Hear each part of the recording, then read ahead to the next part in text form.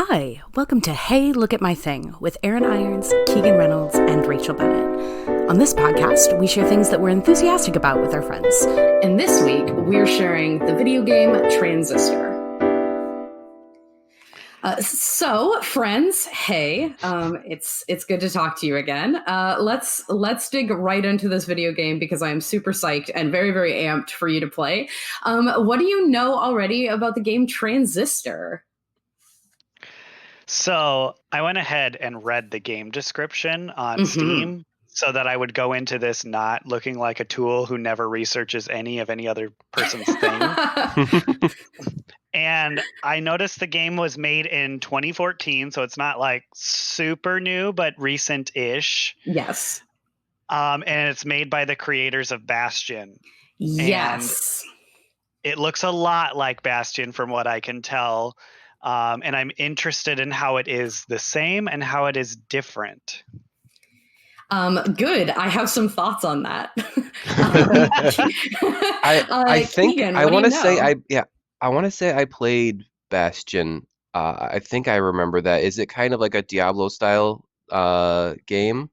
Yep. Yeah, kinda. Yeah, except actually beautiful. Whereas like not that I mean Diablo 3 is also pretty beautiful in parts, but it's not beautiful in the way that Bastion is. The thing about Bastion that sticks out the most to me is the narrator.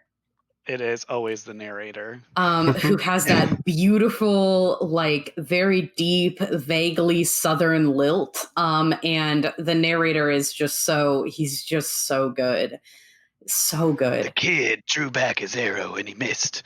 Maybe next time he should actually pull the string all the way back. It's very sassy and good. Yes.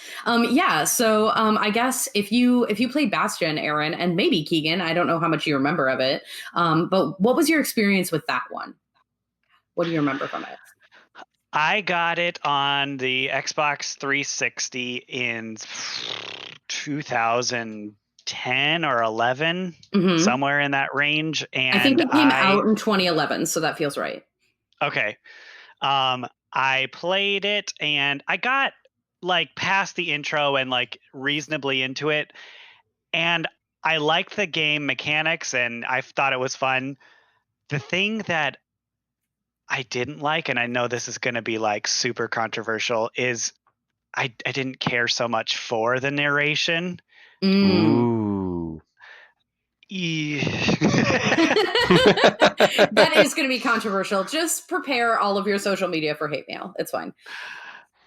It's not. I think it was done really well.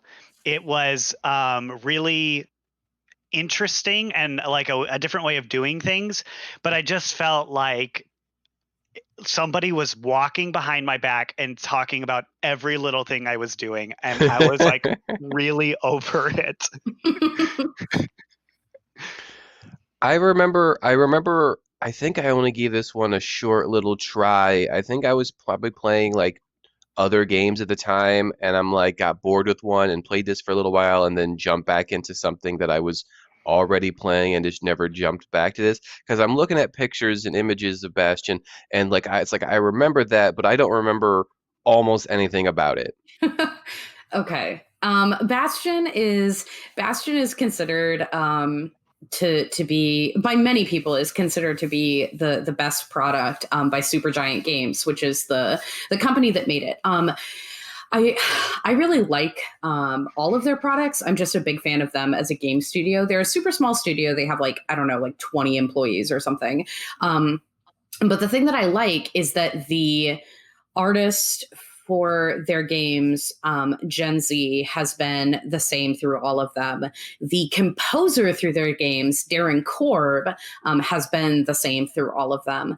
And they all have this kind of like flavor that feels similar, but they all have like a different genre of game, if you will. So like Bastion, right, is very much like an action RPG, right? You go in and you're like, it's like Diablo-y almost. It's less of a like loot smash and grab than Diablo is, but it follows that like action RPG style. Whereas their next game that came out was Transistor, which is the one that we're playing today, which sort of melds that with turn-based strategy.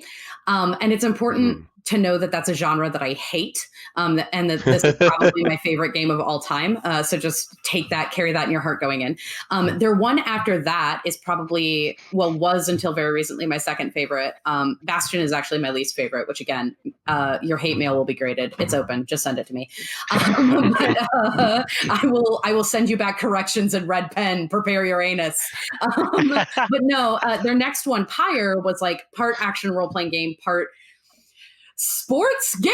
It's kind of basketball. It's really good. It's extremely fun, which is surprising because anybody who knows me even passingly will know that I'm the least like sports oriented person in the world. And then they just released fully, although the beta has been open since 2018, a game called Hades, that is all about Greek myth, or is like centered in Greek myth for the story. And Mark and I have been binging over the last 2 days. We've sunk an incredible number of hours into it, and it is a roguelite action role-playing game. So they just kind of meld into different genres with the same kind of like style and emphasis on a really thoughtful narrative and really like interesting art choices. And I really admire them as a studio for being able to like branch out in that way, because I think a lot of studios sort of pick a thing and they're like, cool, we're good at this, and then they just like stick with that thing. And they do not do that. But yeah, you're right, Aaron, that this game came out in 2014, so it's a little bit older. You can decide for yourself whether or not it holds up. It's pretty narrative for the style that it is. But I don't know what else you really need to know going in. I think it's a single player game. Yes, it is a single player event for sure. That is the only mode that is offered for it. Yeah, that's pretty expected, I think, considering what Bastion was and all that. So yeah, I will say Pyre, the like basketball one, has a multiplayer option, which kind of makes sense because you're sort of playing basketball. Basketball, yeah. It's not basketball is the thing. I'm oversimplifying what is a really fun game, but it's a little bit basketball. So, you know. Do you guys have any questions about it, or are you ready to like dig into this video game? I know that's kind of a short intro, but like there's a lot of kind of magic to experiencing this in the way that games normally have. And I'm concerned about like spoiling too much of the like story or magic of discovery. So yeah. Well, let's do it then. Let's jump in. Yeah. Okay. Yeah, I'm super ready. It's gonna be rad. I hope you like it. And yeah. Cool. All right, Aaron, you know what to say. See you on the other side, guys. Thanks so much. Oh. Hey friends, it's me again. Good news, you don't have to listen to me talk about voting anymore, at least not for a little while.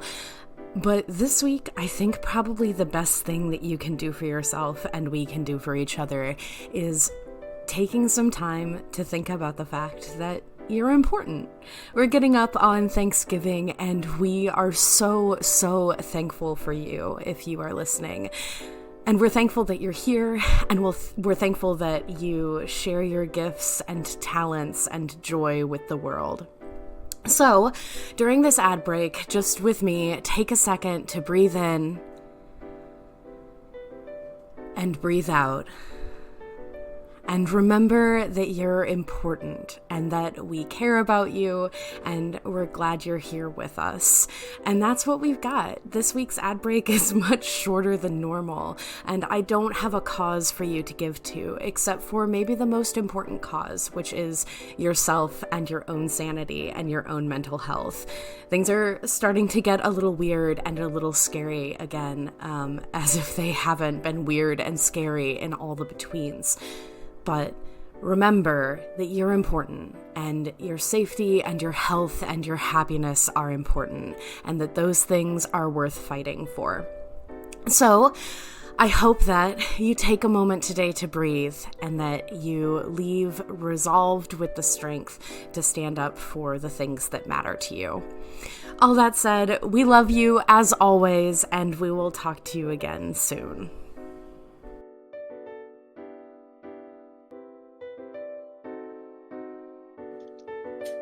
So, hey, welcome back. We've played Transistor for about an hour.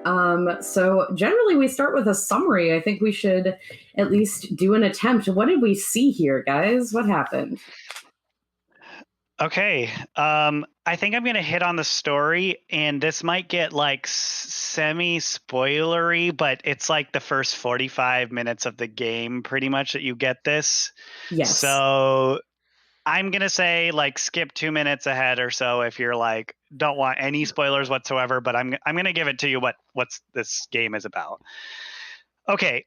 So you start off and you see a dead body of a man, and there's a sword in it, and the sword starts talking to you. You are a female character named Red. You get ambushed by a bunch of robots, and you come across people who are turned into cubes, and there's a certain like percentage of assimilation almost. There's very much Borg vibes going on with this. You go along and you get some of these upgrades to your weaponry, and I'm not going to get into the combat mechanics yet. I think that's a whole nother discussion. Let's just keep it on story. You're running away from these robots, kind of, but you also have this vendetta against them.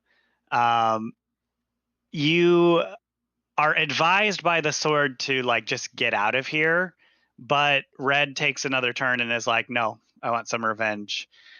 And you keep going through, and it starts to peel back the layers pretty early that the character who is the sword, I think, is the person who was stabbed by it.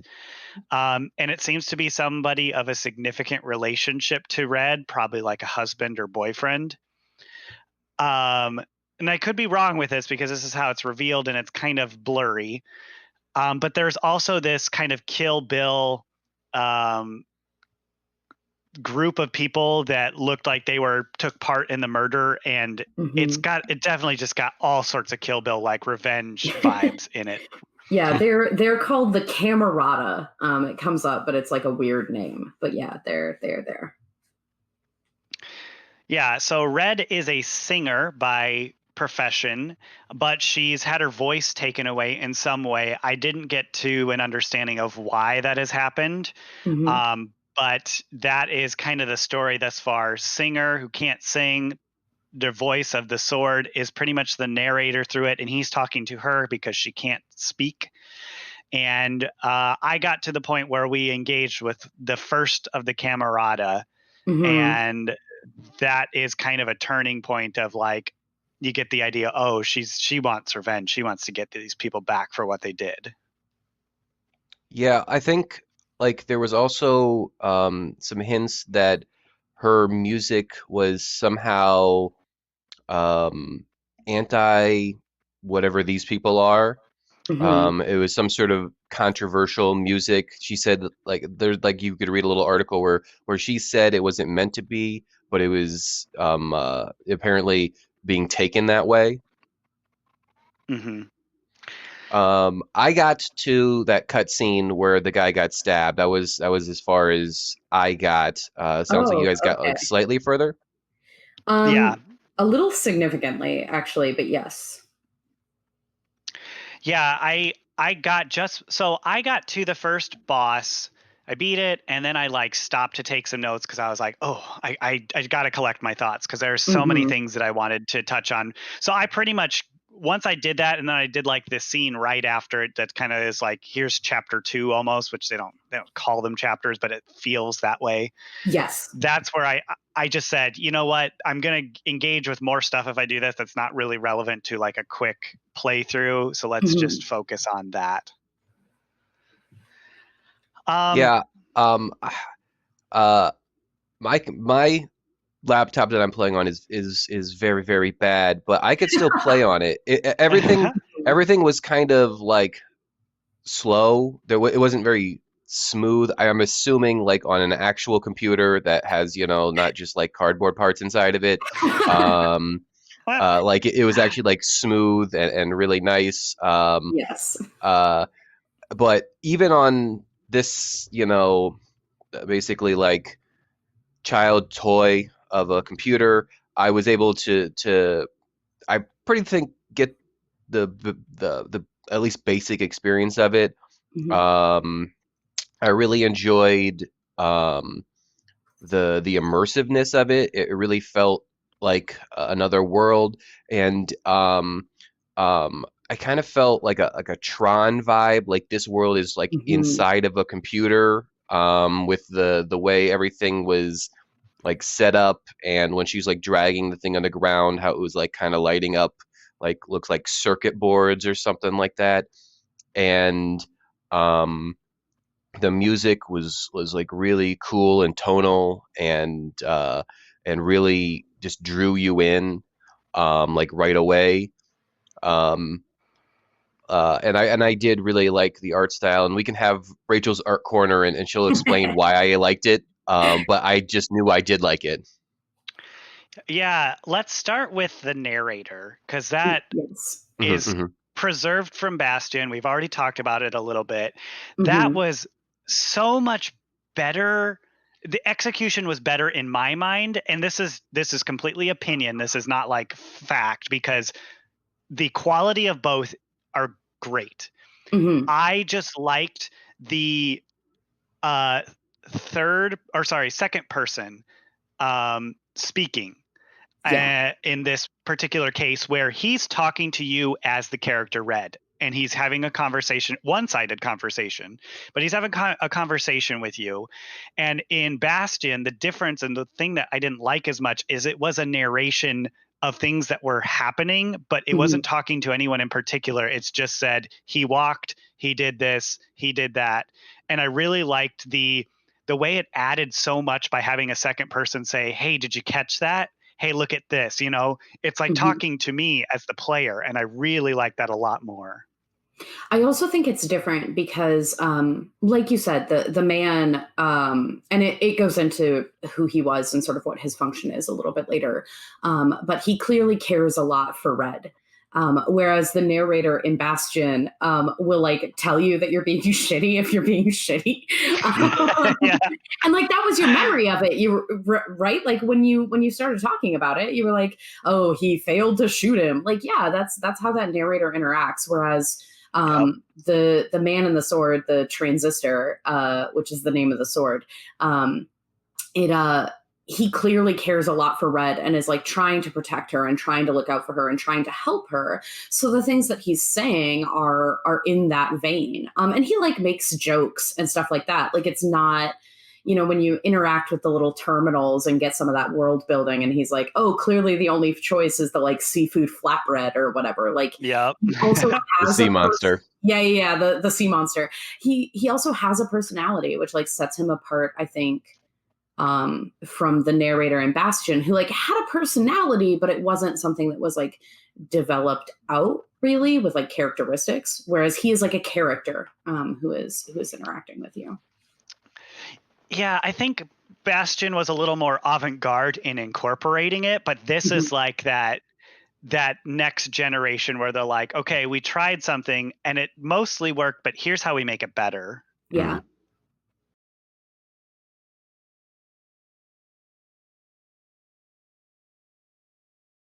I wanted to talk about mechanics, because I think Yay, this game let's.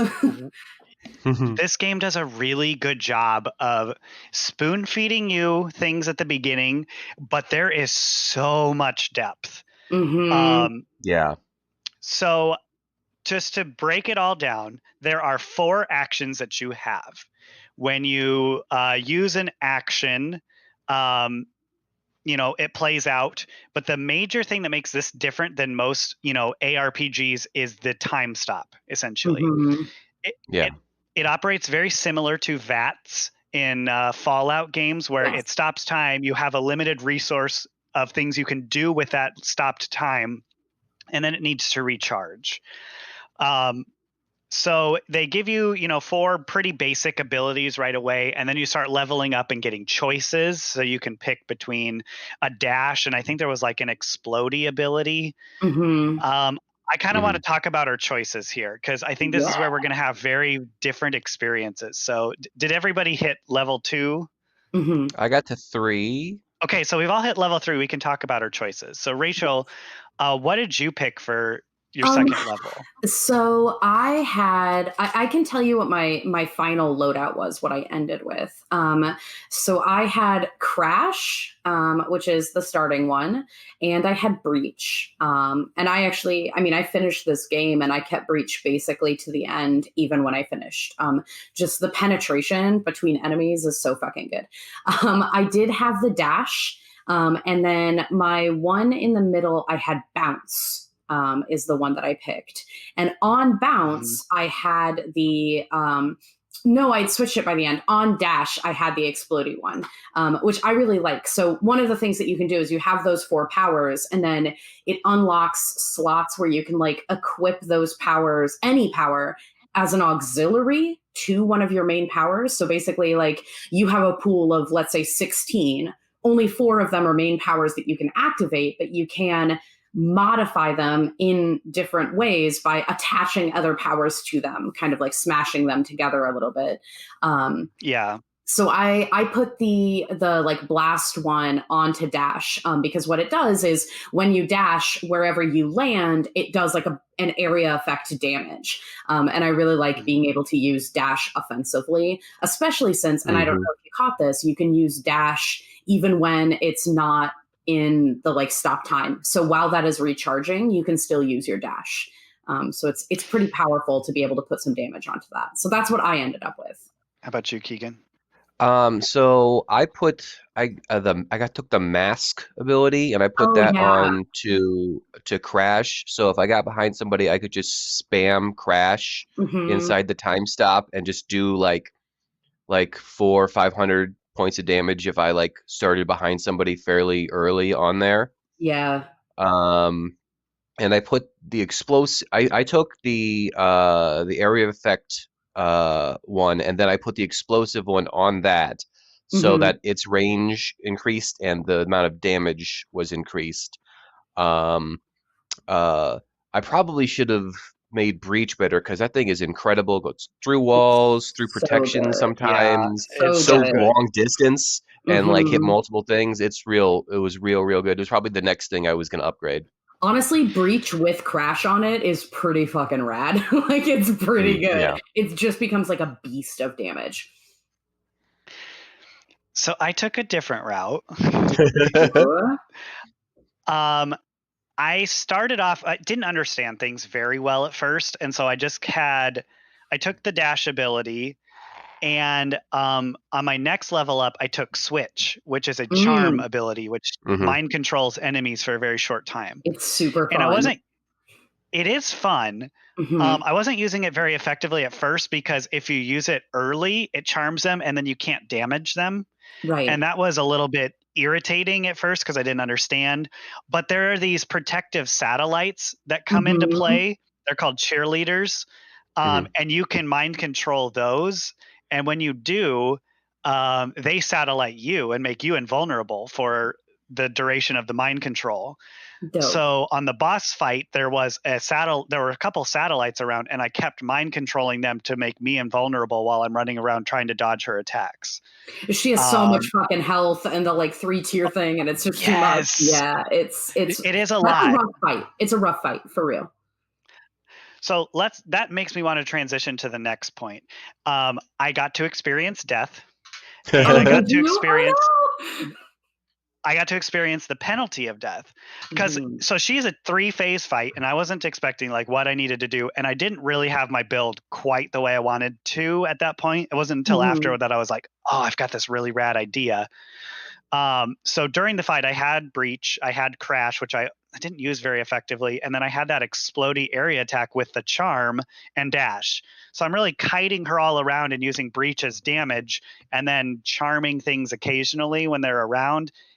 It could have been better, but I got to the phase 3, and I was behind a wall, and I thought, oh, I'm safe. And she like stabbed straight through, like completely through it all, and hit me. And I was already really low in health, and it killed me. So what happens is you lose one of your 4 abilities, but you come back with full health. And I thought that was really an interesting, kind of punishment, in that it allows you to, it's not the worst thing in the world. You'll eventually, as you get to checkpoints, get that slot back. And in fact, it doesn't remove the slot. It removes the ability. Right.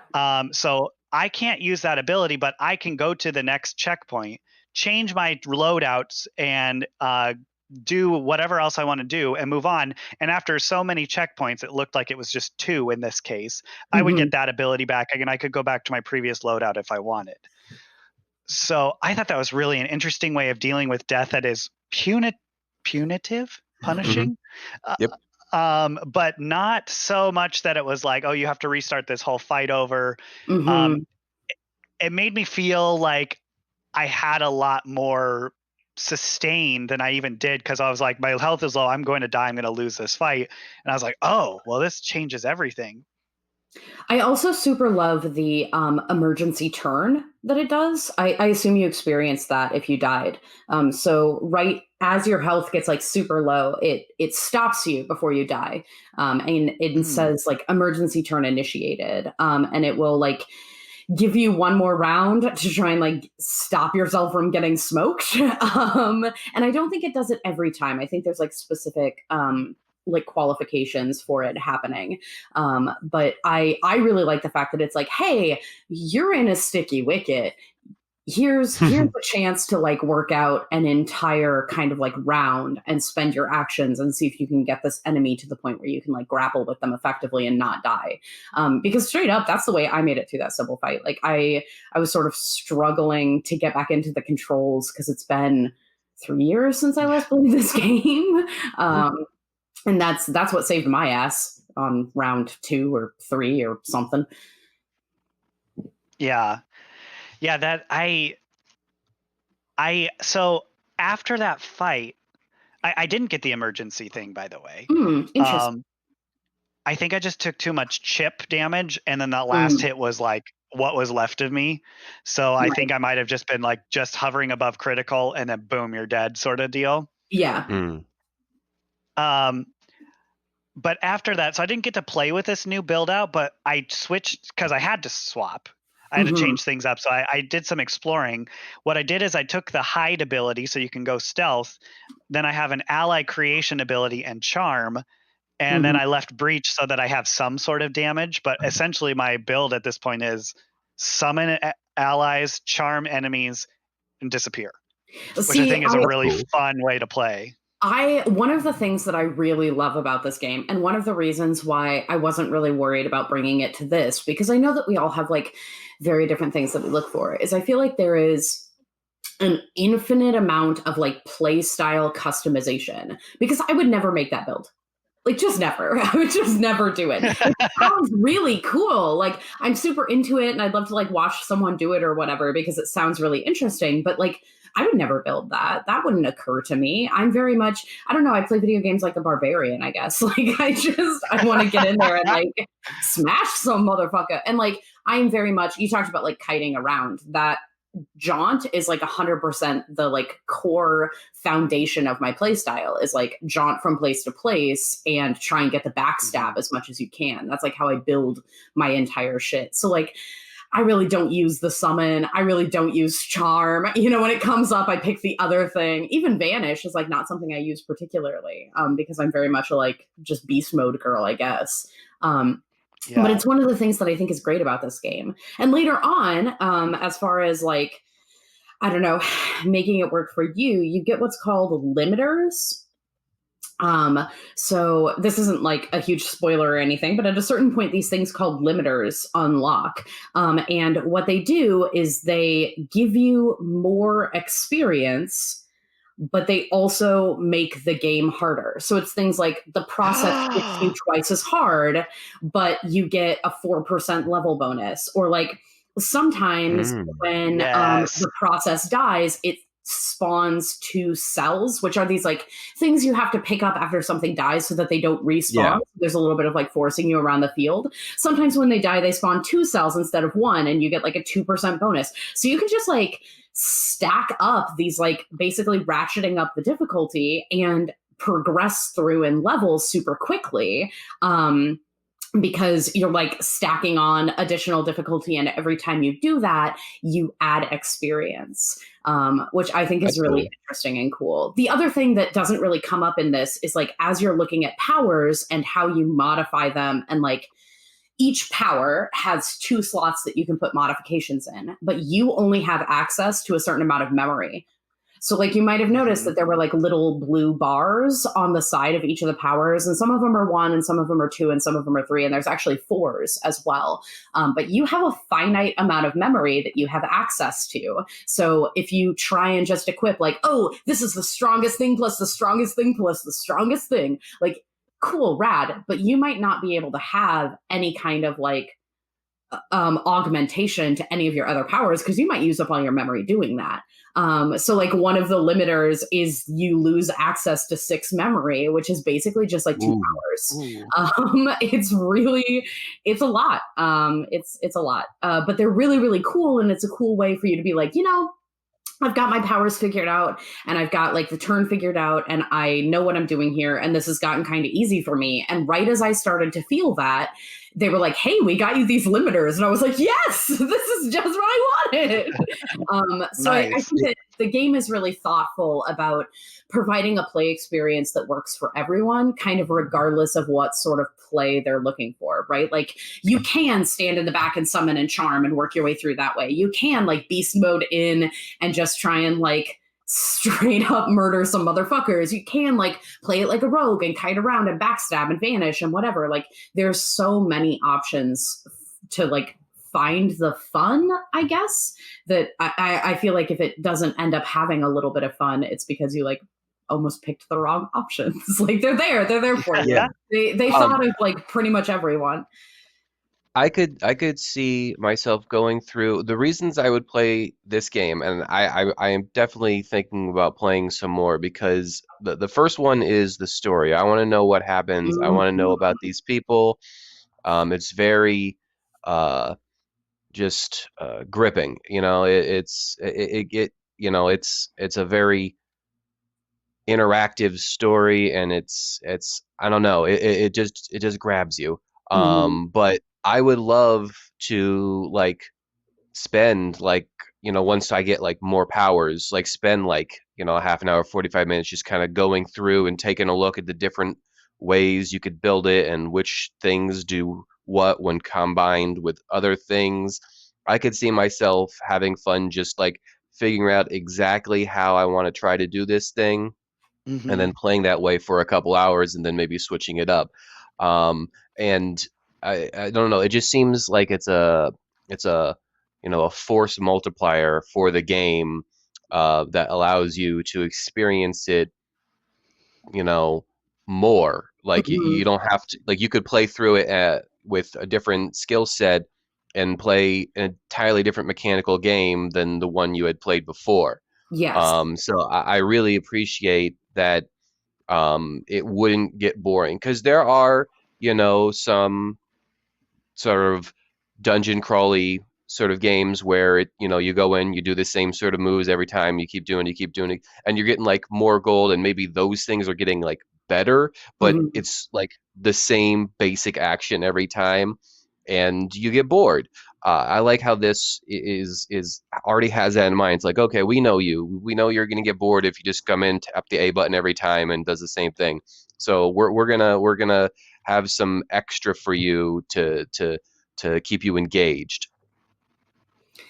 Yeah, I think that they're thoughtful about that throughout their games. And I think that that's something that the like studio itself takes very seriously because again, playing through Hades, which I've been doing a lot of, it's a roguelite, right? And one of the things about roguelites, I hate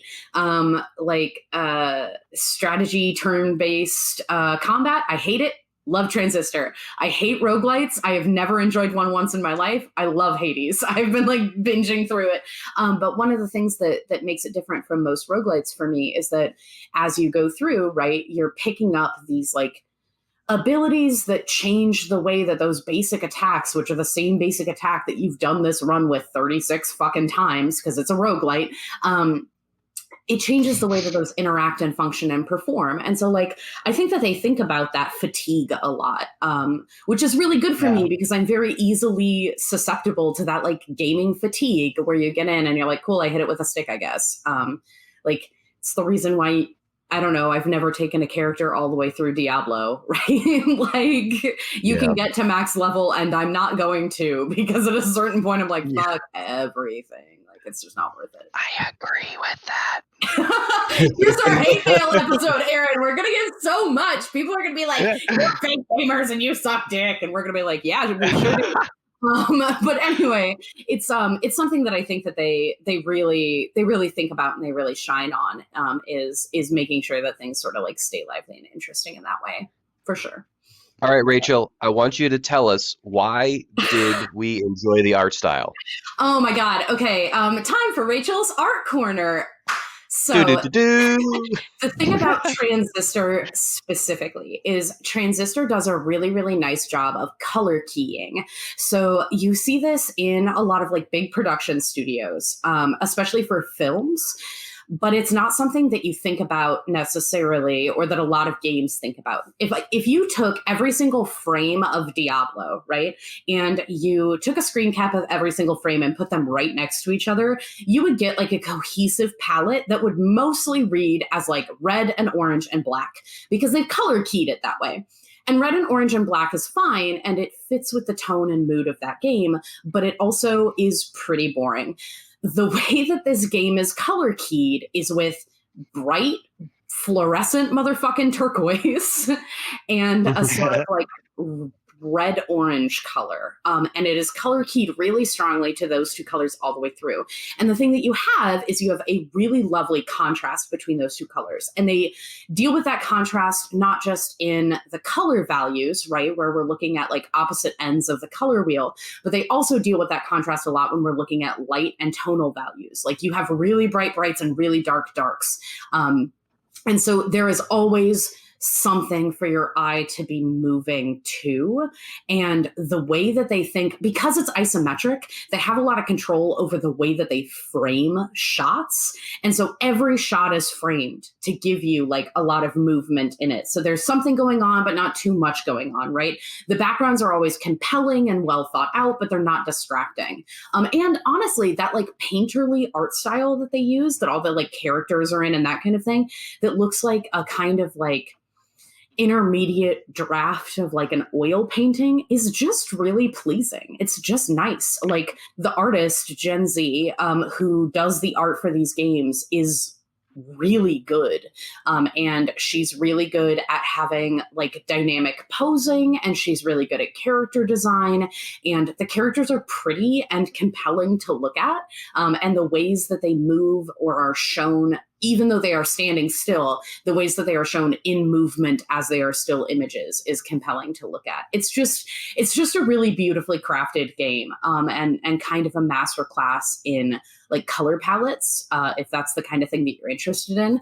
And the color palette fits the tone and genre of the game so well, right? Like Keegan, you mentioned that it feels almost like you're inside a computer. It's got this very like futuristic world, vaguely post-apocalyptic dystopian type vibe to it, and having those like kind of neon colors and then the like really muted darks makes that distinction even clearer and is just so striking. It's honestly the exact color palette that I hope comes out with Cyberpunk 2077, except I think that they're looking at pink instead of that turquoise blue, so they'll probably have like pink and a really dark like forest green. I hope that they do that. I hope that they stick to this kind of like color keying and do it the same way, because I think it just makes it so moody. That's Rachel's art. So to jump off of some of those ideas, you mentioned there's like a red-orange color that's very prominent. The main character's name is Red, and a lot of those colors come through on her character design. And you also mentioned this bright turquoise. Spoiler alert, her sword, which is a like computer chip, is that bright turquoise color. So right there, they're just saying, these are the colors we want you to see, and you get to take them everywhere because that's the character. They're going to be in the center of your screen no matter where you move. And there's also when you come into new areas and like when there's combat, there's that muted gray cube palette. Like everywhere you go, it's this, it gives you a good idea of spatial, what you can use for, to stand behind things, but those muted colors make you realize that this is not something that you have to directly interact with. Use it as a barrier between you and the red-eyed monster creatures that are much more prominent. It also communicates so much in like a simple visual language, right? You look around at these really like lovingly rendered, beautiful, deep, like moodily backlit backgrounds that are in these like reds and that like turquoisey, greeny, bluey hues. And then you see this like stark, just barely gray, white cube, right? And you go, that doesn't fucking go here. That doesn't belong. Whatever that thing is, it doesn't belong in the world that I'm in. And you can like see these jutting out as like pieces of the architecture and places where things aren't how they should be. And it communicates that so quickly. Like instantly you see one of those guys and you're like, that ain't right. And that's true. It isn't. It's not supposed to be there. Yeah. It's a very jarring way is brilliant. Yeah, it's a very jarring juxtaposition of like both colors and shapes. And like the city itself, when you're walking through it, I don't know, like it felt like moody jazz. Like that's like if I was gonna say what does moody jazz look like, it's like that's about it. That's good. Speaking of moody jazz, I think it's time to move into Aaron's music corner. Hello, hello, Aaron. Please talk to us about music. I've got two things to say. So there's first, this moody jazz it comes from a mixture of Art Deco architecture with cyberpunk. There's definitely that coming through. And they even give you this like background story that this is like a cloud city, kind of. They allude to that, which makes you think. Yep. Which is a very BioShock like art. When I think of Art Deco, I think of BioShock, and that has more of a music that fits that tone. But this is not the music that goes with that Art Deco style. This is definitely more on the cyberpunk side of things.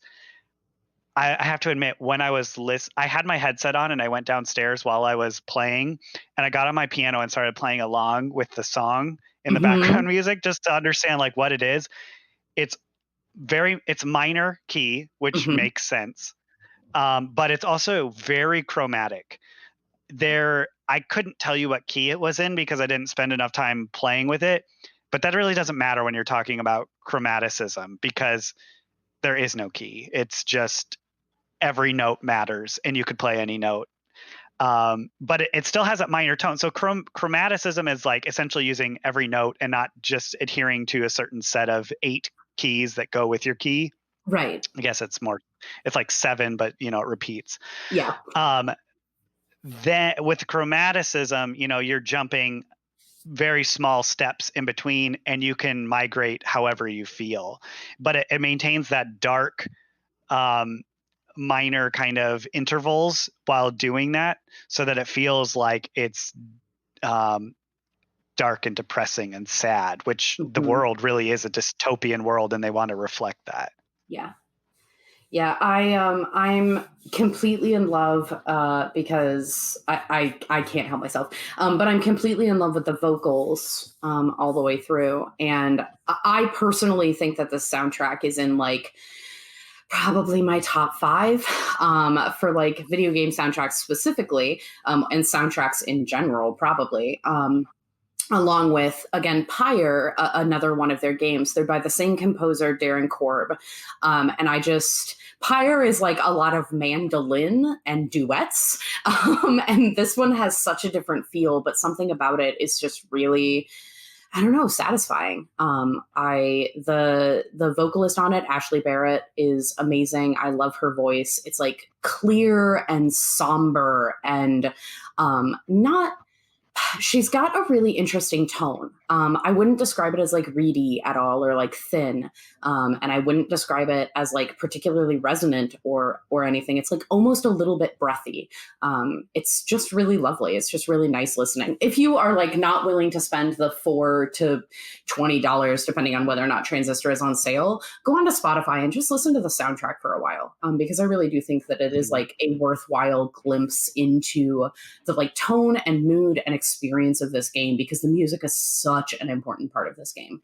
All right. Well, thank you, Rachel, so much for showing this us. I think Sorry this if I is, accidentally I don't took know. up your whole Saturday after this or Sunday. Yeah, after exactly. It's gonna eat some time. Yeah, I will return to this game. Not, Oh, I'm so glad. My heart's I'm the most likely to return to games because I like to experience what other people like, but this is like, yeah, I'm going back. The only thing I can think of, I mean, for me, if I could, I don't know, play it with a controller on a console, I probably would be better. My It dude, might actually be do I too have hard for me. good news for you? Let me tell you some secrets. It is available on PlayStation 4, and it is available on Nintendo Switch. So you, Ooh. yeah. So you can pick it up there. It looks really good on the Switch. Like, it looks good. It's pretty. I mean, it's pretty everywhere, but like, I know that also your computer's a piece of shit, so it might look a little bit better. Yeah, it's good with a controller. That's the way that I first played it, and I really enjoyed it that way. So Steam also supports plugging your USB into the computer, and it will work with Switch controllers, PS4 controllers, Xbox controllers. So you're not inhibited by using the copy you already have. correct. You Yeah. could still do that. Yeah. Okay. Well, I'm so hyper glad that you guys took some enjoyment out of this. Again, it's just one of my favorite things. Yeah. Do we know what we're doing next week? Do we know what next week is about? It's Keegan, right? Yeah, it's me. I've gone back and forth on this one, but I think we're gonna do something that is very different than this. It's a TV show. It's an older TV show. Uh, More than likely, the episode we'll watch will be from the 70s, maybe Christ. the 80s. Okay. It's called Columbo. Oh my God. And I have seen all of them many times, and I want to share it with you too. Well, All right. that sounds like a delight, truly. And I look forward to it. Well, thank you both. We will see you guys next time. Yeah, catch you next time. Bye. Bye.